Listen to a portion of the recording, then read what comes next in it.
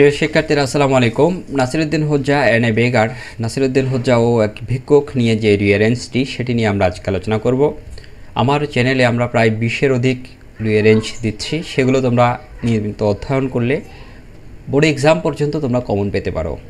আজকের রিয়ারেঞ্জ যাকে নিয়ে, তিনি হলেন মধ্যযুগীয় সুফি সাধক নাসিরউদ্দিন হোজ্জা তথা মোল্লা নাসিরউদ্দিন নামে পরিচিত। তিনি পেশায় একজন বিচারক বা কাজী। ইসলামের নানা নিকট তত্ত্বে তিনি ছিলেন বিরাট পণ্ডিত ব্যক্তি, তথাপি হাস্যরসাত্মক চরিত্র হিসেবেই তিনি বেশ সুপরিচিত ছিলেন।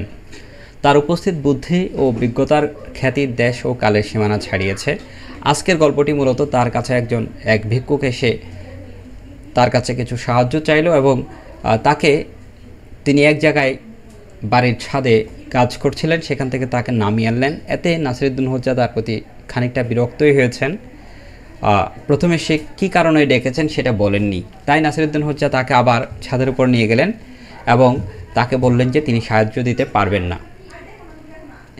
এখানে ভিক্ষুকটিও খুব রেগে গেল। সেও ভাবলো কেন আমাকে উপরে ডেকে আনা হলো কথা বলার জন্য যে তিনি সাহায্য দিবেন না। তখন নাসিরউদ্দিন হোজ্জা বললেন, তুমি আমাকে উপর থেকে কেন নামিয়েছ? তুমি তো আমাকে আগেই বলতে পারতে যে তুমি আমার কাছে সাহায্যের জন্য এসেছিলে। তো আমরা এখানে স্ক্রিনশট নেওয়ার জন্য পুরো প্রশ্নটি যেভাবে পরীক্ষায় দেওয়া থাকে সেটা দিয়েছি।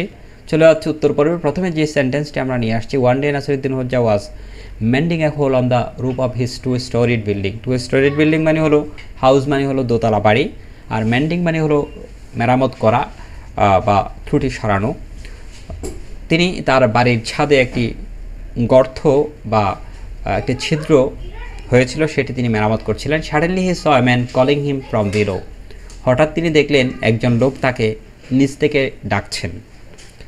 এরপর আমরা তৃতীয় যে সেন্টেন্সটি অর্থ অনুসারে পেয়েছি, সিকোয়েন্স অনুসারে যেটি আসে সেটি হলো, দ্য ম্যান ওয়াজ আস্কিং হিম। লোকটি তাকে জিজ্ঞাসা করলো to get down and listen to him.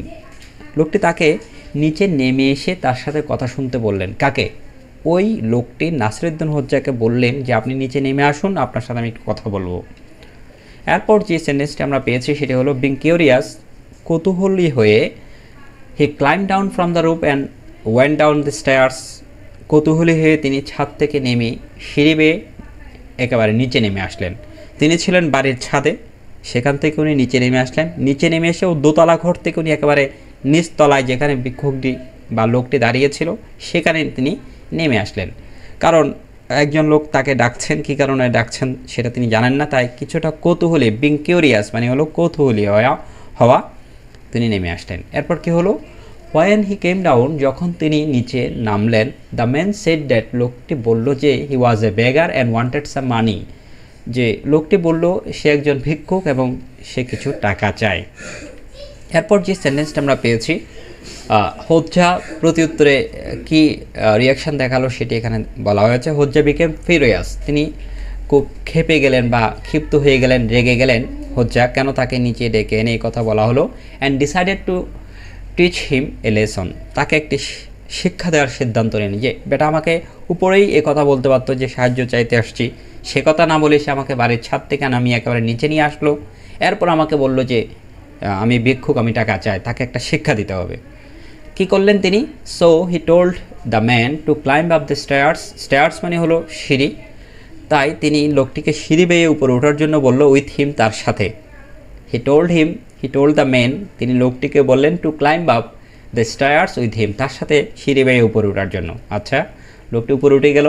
When both got the rooftop, যখন তারা উপরে দুজনে একেবারে ছাদের উপরে উঠে গেল। রুপটপ মানে হলো ছাদ, ছাদের উপরে উঠে গেল। হোয়ার হি ওয়াজ প্রিভিয়াসলি ওয়ার্কিং, যেখানে তিনি আগ থেকে কাজ করছিলেন। কে? হোজ্জা যেখানে আগে থেকে কাজে ব্যস্ত ছিলেন সেখানে যখন চলে গেল, Hodja turn towards the man, Hodja তার দিকে ঘুরে দাঁড়ালেন। টার্ন টুয়ার্ডস মানে হচ্ছে যে কোনো কিছুর দিকে ঘুরে দাঁড়ানো। তিনি ঘুরে দাঁড়ালেন অ্যান্ড সেইড, এবং বললেন, sorry I have no money, আমার কোনো টাকা নেই। So you have to leave, তোমাকে চলে যেতে হবে। আমার কাছে তো কোনো টাকা নেই, তাই আপনি চলে যান। হোজ্জা এভাবে তাকে রিপ্লাই দিলেন। এবার তো ভিক্ষুক বেটাও একটু রেগে গেল। The beggar was very surprised, সে খুব অবাক হলো, সারপ্রাইজড হয়ে গেল যে আমাকে এমন একটি উত্তর দেওয়ার জন্য তিনি উপরে ডেকে এনেছেন। অ্যান্ড আস্কড, এবং জিজ্ঞাসা করলেন, why Hodja had made him climb the stairs to say he had no money. কেন হুজ্জা তাকে সিঁড়ি বেয়ে উপরে উঠিয়ে বললেন যে তার কাছে টাকা নেই? কেন হুজ্জা এই কথাটি তাকে উপরে উঠিয়ে বললেন? এবার হুজ্জা তাকে রিপ্লাই দিল এভাবে, হুজ্জা ইমিডিয়েটলি রিপ্লাইড, হুজ্জা তাকে তাৎক্ষণিকভাবে জবাব দিল, why did you make me climb all the way down the stairs to ask for money? কেন আপনি আমাকে টাকা চাইতে সিঁড়ি দিয়ে নিচে নামিয়ে আনলেন? Couldn't you see that? আপনি কি দেখেননি যে আই ওয়াজ ওয়ার্কিং, আমি কাজ করছিলাম, সেটা আপনি দেখেননি? আপনি কেন আমাকে ডেকে এনেছেন? এই ছিল আসলে হুজ্জার পক্ষ থেকে ওই লোককে দেওয়া একটি প্রত্যুত্তর। এই হুজ্জা নাসিরুদ্দিন, তার অনেক হাস্যরসাত্মক শিক্ষামূলক গল্প রয়েছে যেগুলো সারা পৃথিবীতে বিভিন্ন ভাষায় অনুদিত হয়েছে, তাকে পৃথিবীতে সবাই চেনেন। আমরা তার এই শিক্ষামূলক গল্পটিও জেনে নিলাম। সবাইকে এই পর্বে অংশগ্রহণ করার জন্য ধন্যবাদ জানাচ্ছি।